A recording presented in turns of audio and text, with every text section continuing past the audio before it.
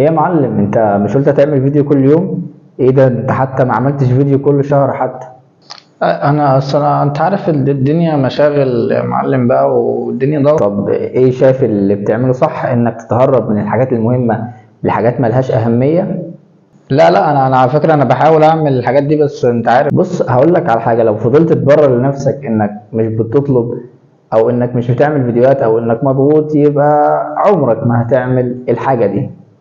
لا مين قال كده؟ بس انا. انت محتاج تلتزم بينك وبين نفسك الاول، ومحتاج تقلل كلام وتزود افعال علشان تكون منضبط. ما انا بعمل انت محتاج كده. تقرر من دلوقتي فعلا واللحظة دي، انت عايز تكمل الشيء اللي انت بدأته ولا لا. ولو عايز تكمل يبقى لازم تلتزم علشان نفسك مش علشان حد. طب انت شايف ايه؟ طيب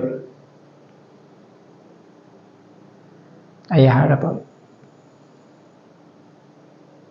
انا فعلا احاول التزم واعمل كده علشان.